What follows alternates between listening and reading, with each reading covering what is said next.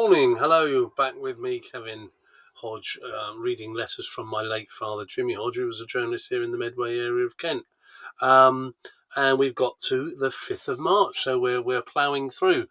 Today, Jimmy was a little bit more verbose, I think, and there was a lot more happening perhaps in the world, and he picked up on. So forgive me if I read a little bit from the book, because there's quite a bit to cover today. First thing, he was talking about doctors. Apparently they've been told to routinely hide things from their patients, perhaps mistakes or complications during surgery, basically from the point of view of not wanting to worry them. But clearly, having known a friend of mine whose grandson suffered quite badly in that way, you do wonder whether the motives are more to do with lack of compensation of things. But he was talking about car mechanics being one of those people who sometimes say, yes, it's all running fine, sir. You're 10 miles down the road, then you go back and it always is something else. It's not the same fault. So he was a little bit cynical about that. He also borrowed a book, apparently, the day before, written by the late Alec Guinness, who, like my dad, I'm not sure if he was commissioned to do it, wrote something every day, a letter, some observations, and put it into a book. So I may try and search that out. And I think it was a national newspaper editor asked him or challenged him to do it for a whole year. And he said he would actually publish it in a book, which apparently he did. So I might well have a look at that, maybe on Audible. I'm an Audible man rather than a book reader these days. Really sad, but there you go.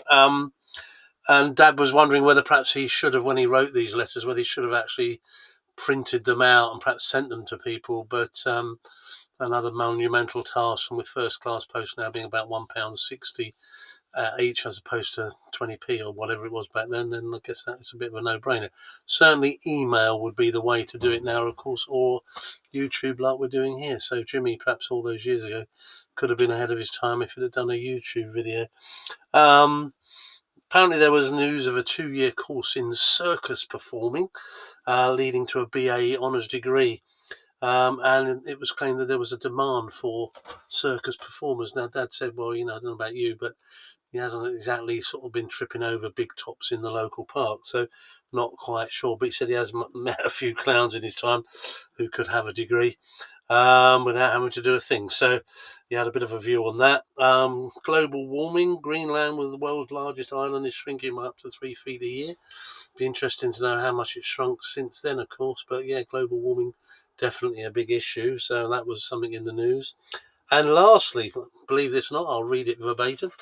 Thieves dressed in pyjamas woke a car owner to ask him to switch off his blaring alarm, and then they stole the vehicle.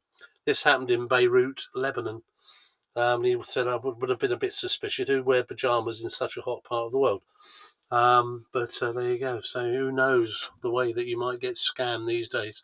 All a bit different from 1999. I'm guessing we all realise that scamming now comes in all sorts of forms, from knocks on the front door to suspicious email. So do take care.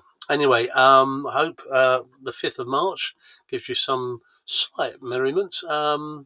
That we talked about doctors, circus performers, and Alec Guinness. So I'm going to sort of go away and see if I can find Alec Guinness's memoir of a year that he also did the same thing as my dad. Dad thought he was in good company. So there you go. Okay, thanks for listening. Take care. Like, subscribe, comment, whatever one has to do, and or pass it on to folks who you might think might be interested. But anyway, otherwise, take care. Bye.